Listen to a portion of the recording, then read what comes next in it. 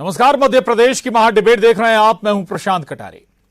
त्योहारों का वक्त है, लेकिन मध्य प्रदेश के लिए चुनावी साल भी है और ऐसे में त्योहार राजनीति से अछूते रह जाएं, ये मुश्किल नजर आता है।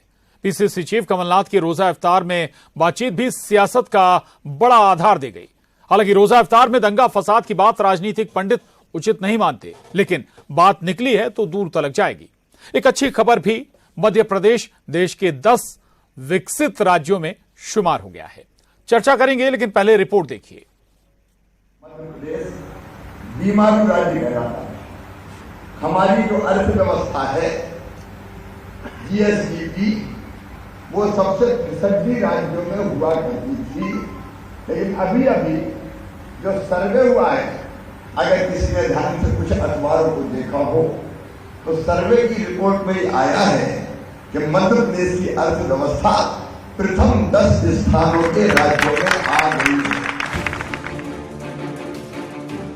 एक तरफ बढ़ता मध्य प्रदेश है तो दूसरी ओर बांटती सियासत।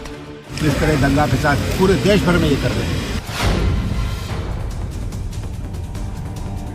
मध्य प्रदेश विकसित राज्यों की सूची में ऊपर जा रहा है, लेकिन प्रदेश की सियासत का स्तर नीचे आ रहा है।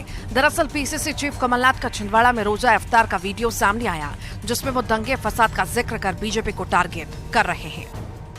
आप सब जगह देख रहे हैं क्या हो रहा है पूरे प्रदेश में।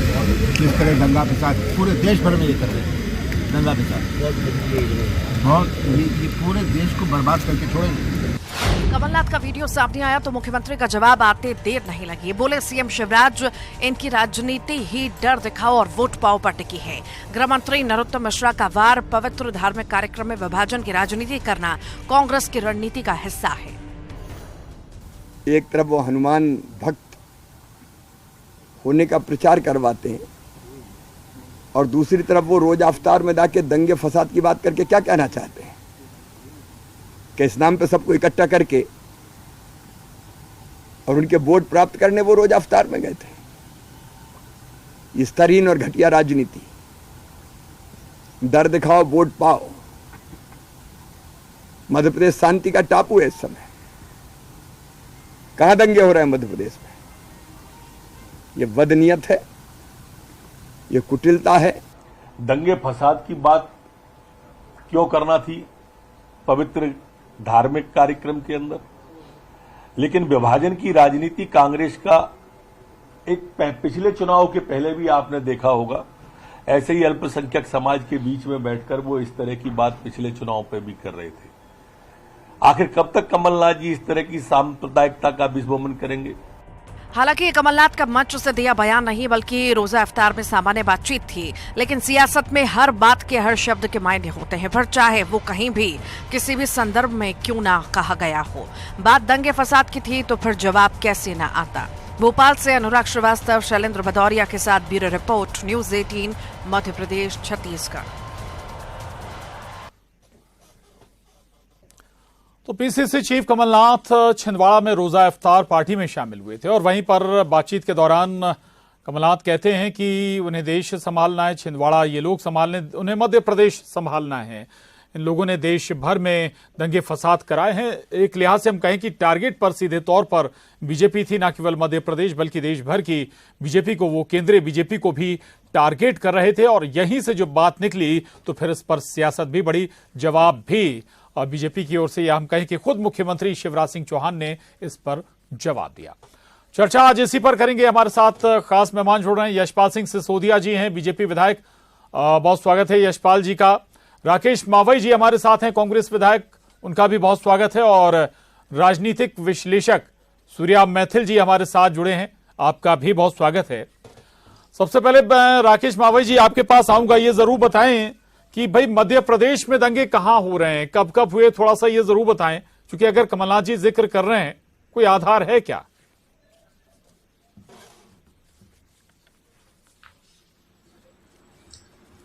देखिए, मैं आपको बताऊं जी, ये कोई सभा की बात नहीं है, ये कोई कार्यक्रम की बात नहीं है। एक आम बात होती है जब बैठते हैं, चाहे वो शादी समारोह हो, चाहे कोई कार्यक्रम हो, चाहे रोजा इफ्तार हो, चाहे कोई भी धार्मिक कार्य, एक स्वभाव तरह की एक बात होती है कि उसमें उनका उद्देश्य ये नहीं है कि ये इस प्रकार का मध्य प्रदेश में हो रहा है। उनका उद्देश्य ये था कि एक तरह से हमें शांति बहाल रखना चाहिए और छिंदवाड़ा को आप देखिए और मध्य प्रदेश को मुझे देखना है और देश को भी देखना है। तो ये कोई इसमें गलत क्या है जो उन्होंने कहा जी। क्योंकि बात अगर कोई मंच पर होती या कोई बड़ी पब्लिक मीटिंग में होती तो इस बात का अर्थ निकाला माफी के साथ आपको बीच में ये तो एक सामान्य बात है। कमलनाथ जी पब्लिक फिगर हैं, बड़े बड़े पदों पर रहे, केंद्र में मंत्री रहे हैं, मध्य प्रदेश के मुख्यमंत्री भी रहे, तो फिर उनके जरिए कोई भी बात बहुत हल्की कैसे हो सकती है?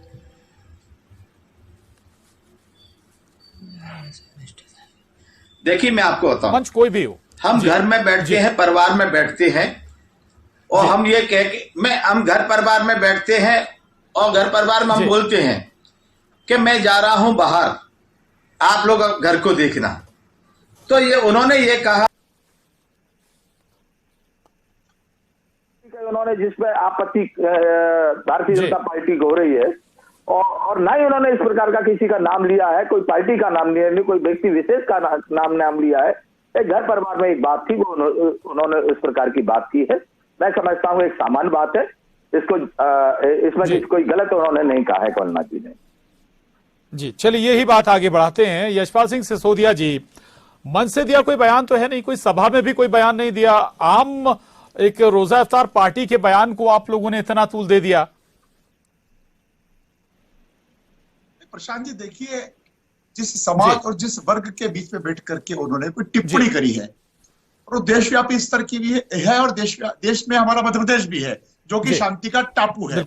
आज यदि आपके चैनल में डिबेट से पहले जब आप एक समीक्षा हमको दिखा रहे थे और माननीय मुख्यमंत्री जी की आप बाइट भी बता रहे थे, सुना रहे थे, जिसमें देश के 10 विकसित राज्यों में से शुमार हुआ है मध्य प्रदेश। जब इतना तरक्की की दौर में हमारा मध्य प्रदेश आगे चल रहा है, देश भी इतना आगे चल रहा है, तो ऐसी स्थिति में कांग्रेस के वरिष्ठ नेता, पूर्व मुख्यमंत्री, पीसीसी के अध्यक्ष, पूर्व नेता प्रतिपक्ष को एक रोजा इफ्तार की पार्टी में इन शब्दों का उल्लेख करने की और उद्दलित करने की कहाँ आवश्यकता पड़ रही थी? क्या वे समाज के बीच में, उस वर्ग विशेष के बीच में ये डर पैदा करने की कोशिश कर रहे हैं? क्या डरावना आईना दिखाने की कोशिश कर रहे हैं, जैसा कि अमूमन कमलनाथ जी चुनाव के पहले करते ही हैं? उनकी आदत बन गई है, जैसा नरोत्तम मिश्रा जी ने भी कहा है। और एक बाइट यदि आपको स्मरण होगा तो रिलीज हुई थी, तब मुस्लिम समाज के लोगों के बीच में उन्होंने कहा था कि अभी आप शांति रखिए, खामोश रहिए, चुनाव होने दीजिए, सरकार बनने दीजिए, फिर देखेंगे इन नेताओं को और भारतीय जनता पार्टी को और हिंदू की विचारधारा को। अब ये मानसिकता जब और देखिए, हमारा तो कोई आदमी खड़ा नहीं होगा अगर वहां पर रोजा इफ्तियार में उन्होंने कहा भी, भले ही वह सार्वजनिक बयान नहीं है। कमलनाथ जी बताएं, रोजा इफ्तियार की पार्टी में ऐसे बयान देने की, ऐसा शब्द कहने की, ऐसा विचार प्रकट करने की उन्हें कहां जरूरत पड़ रही थी? क्या वे समझाने गए थे? क्या वे डराने गए थे? क्या देश के हालात इतने खराब है? क्या पूरे देश की चिंता अकेले कमलनाथ जी को है? जहां एक और भारतीय जनता पार्टी के नेतृत्व वाली मध्य प्रदेश की सरकार, विकसित सरकार, विकासशील सरकार, जिस प्रकार से निवेशकों को आमंत्रित कर रही है, 3 राष्ट्रपति इस इंदौर की धरा पर मध्य प्रदेश के मालवा में आते हैं और 84 देश के निवेशक यहाँ पर आते हैं, तब तो ऐसी कोई सांप्रदायिकता की और खून खराबे की और अशांति की कोई बात नहीं हुई है। जब शांति का टापू है और जब लोग, निवेशक आकर्षित हो रहे हैं, तो कहीं ना कहीं कमलनाथ जी फूट डालो और राज करो की नीति पर चलने की कोशिश कर रहे हैं। जी बिल्कुल बिल्कुल, बड़ी बात आपने कही है। सूर्या मैथिल जी के पास मैं चलूंगा, राजनीतिक विश्लेषक हैं, दिल्ली से हमारे साथ जुड़े हुए हैं। सूर्या जी, बड़ा महत्वपूर्ण है, कमलनाथ केवल मध्य प्रदेश के नहीं बल्कि देश के नेता भी हैं, कांग्रेस के बड़े चेहरे हैं, केंद्र में मंत्री रहे हैं, मुख्यमंत्री भी रहे, मध्य प्रदेश के तमाम महत्वपूर्ण महकमों का जिम्मा उन्होंने संभाला है। लेकिन आज जब वो जिक्र करते हैं दंगा फसाद का जिक्र, वो देश के लिहाज से भी कर रहे थे, वो वर्जन आपने भी सुना होगा जब हमने वो स्टोरी सुनाई, तो क्या ये विशुद्ध वोट के लिए नजर नहीं आता ये तमाम बातचीत, ये कोशिश? धन्यवाद।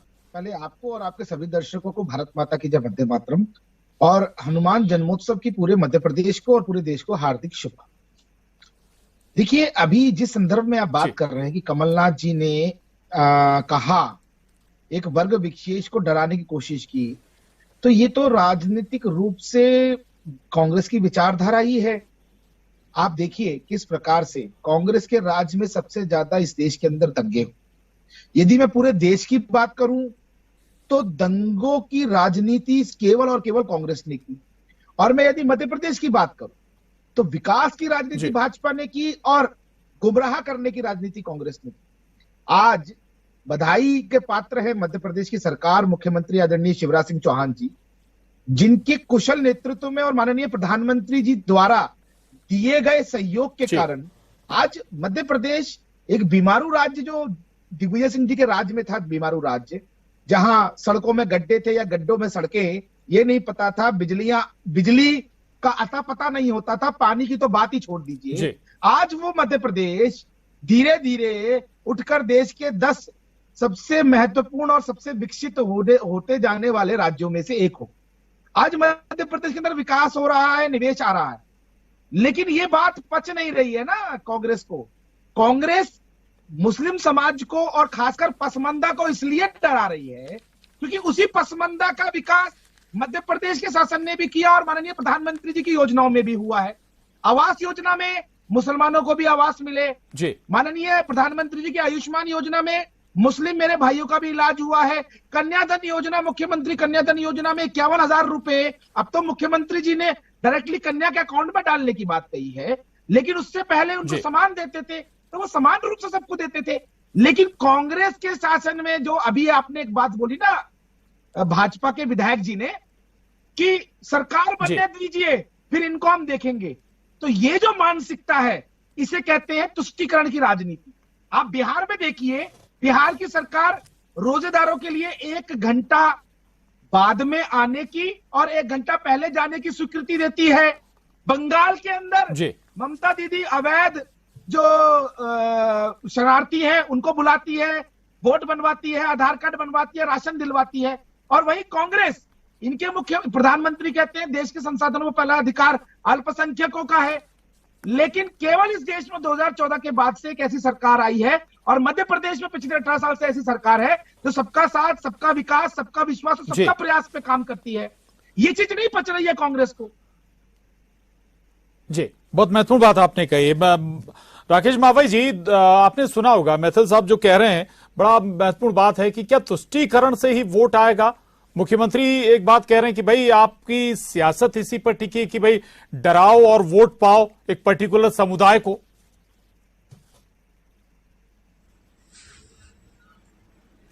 देखिए, मैं आपको बताऊं, पहले तो ऐसा लगता है कि ये राजनीतिक विश्लेषण वाले व्यक्ति नहीं है, ये भारतीय जनता पार्टी के कोई नेता कार्यकर्ता हैं। जिस प्रकार से उनकी भाषा का जो कर रहे हैं उससे तो स्पष्ट दिख रहा है कि राजनीतिक विशेषज्ञ नहीं है, वो तो भारतीय जनता पार्टी के कार्यकर्ता हैं और उसी हिसाब से उन्होंने सारे अपनी बातें रखी। मैं कहता हूं कि कांग्रेस की कभी ऐसी नीति नहीं रही है। कांग्रेस ने हमेशा सब धर्म, सब जाति को सुन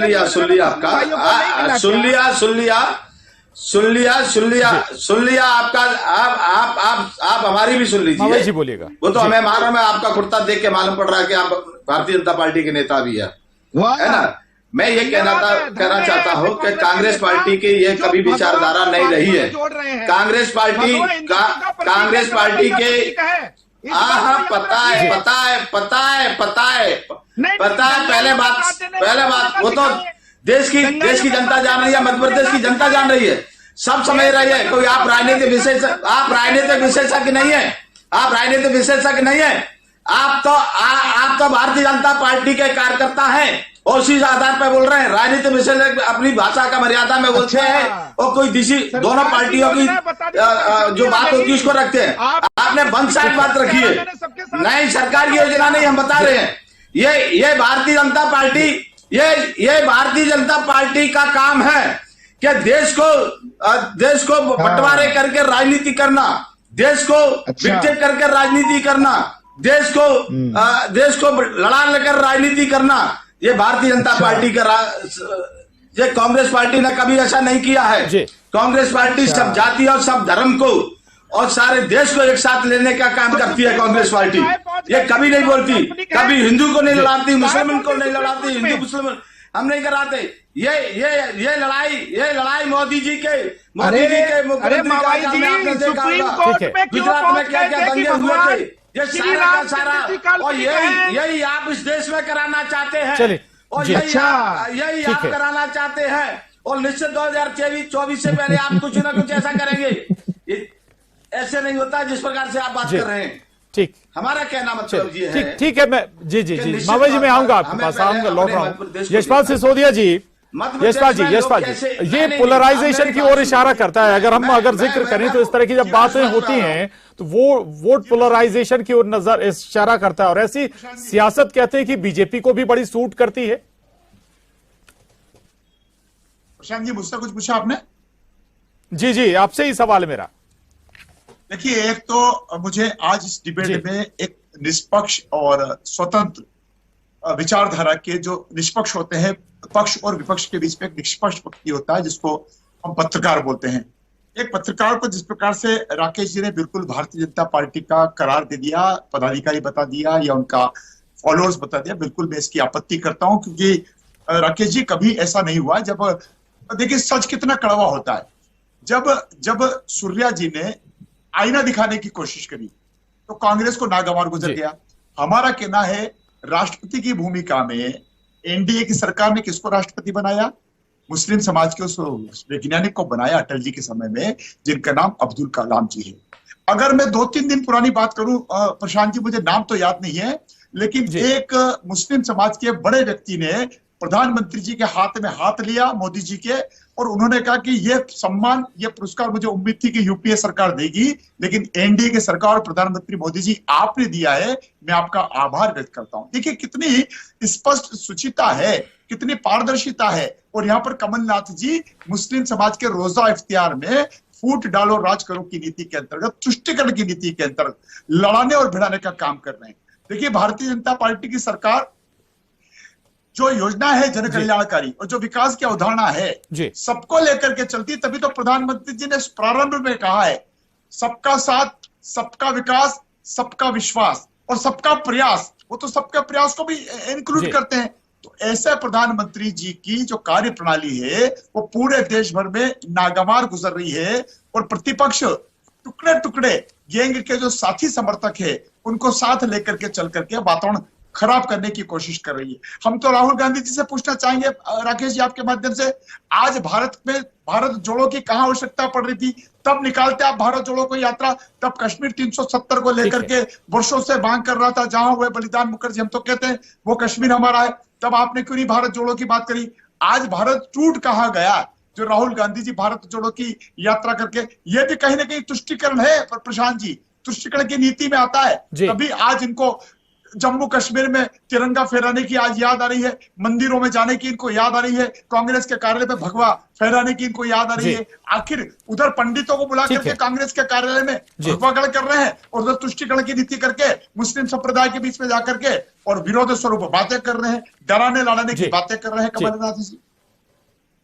जी, बड़ी बात है और महत्वपूर्ण बात है। मावई जी, एक बात और याद दिलाऊंगा आपको, पिछला चुनाव है, संभवतः आपको भी याद होगा, जब कमलनाथ जी कैलकुलेट कर रहे थे कि भाई इतना % मुस्लिम तो हमारे पास आना है, कांग्रेस के पास आना। सूर्य जी आ रहा हूं, बस इसके बाद आपके पास आ रहा हूं। भाई इतना % मुस्लिम वोट तो हमारे पास आएगा, ये क्या इशारा नहीं करता कि भाई इलेक्शन जब नजदीक आता है तो आपको वो वर्ग याद आने लगता है, वो कैलकुलेशन आपको याद आने लगते हैं, मुस्लिम वोट याद आने लगता है।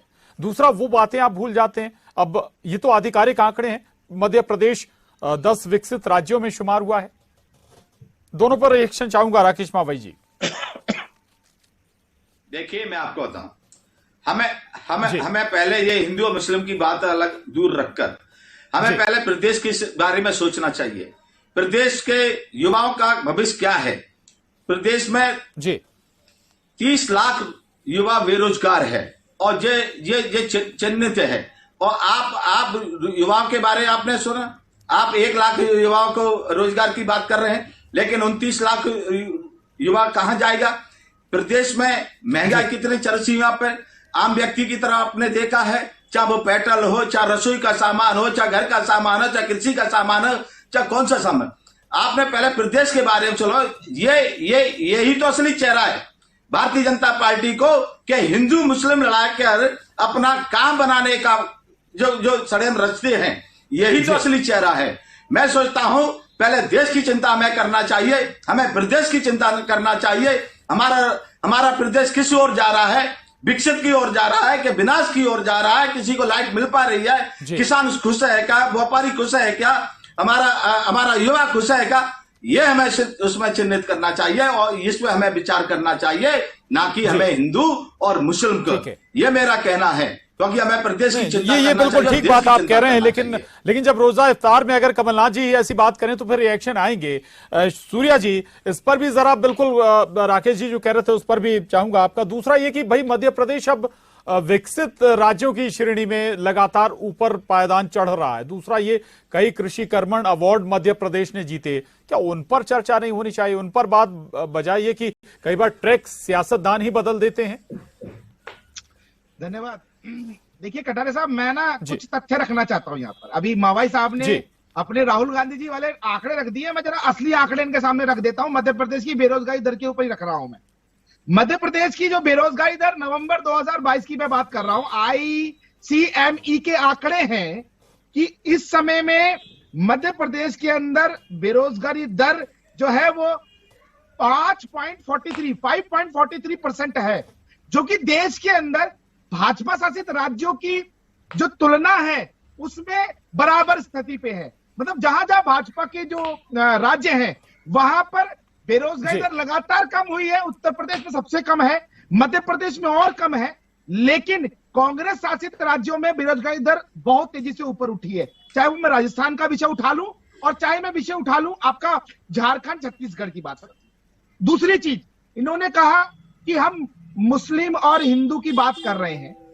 असलियत में मुस्लिम और हिंदू की बात कांग्रेस कर रही है।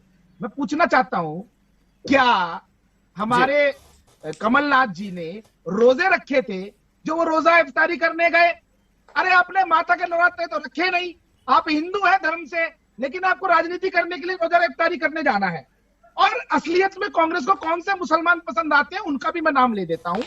इनको अफजल और दिग्विजय सिंह जी के प्रिय ओसामा बिन लादेन जी, मोहम्मद अल जवाहिरी जी, बुरहान वानी जी पसंद आते हैं। इनको पसंद नहीं आते हैं ब्रिगेडियर उस्मान, इनको पसंद नहीं आते मोहम्मद मौलवी लियाकत हुसैन, डॉक्टर कलाम, मेजर हनीफुद्दीन, बिस्मिल्लाह खान, समून कासमी, और अभी जो हमारे भाजपा के जो विधायक थे ना, उन्होंने जिस मुसलमान भाई का नाम लिया उसका नाम था शाह रशीद अहमद कादरी, जिनको पद्म श्री का अभी अवार्ड माननीय प्रधानमंत्री जी के द्वारा दिलवाया गया।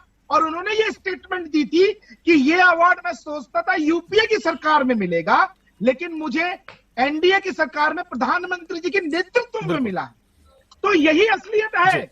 70 साल में बिल्कुल बहुत महत्वपूर्ण आंकड़े और महत्वपूर्ण बात आपने रखी है सूर्या जी। और बेहतर होगा कि हम हिंदू मुस्लिम की बजाय बेहतर होगी जो विकास के मसलों पर बात करें, काम किसने क्या किया इस पर चर्चा होती तो और बेहतर होता।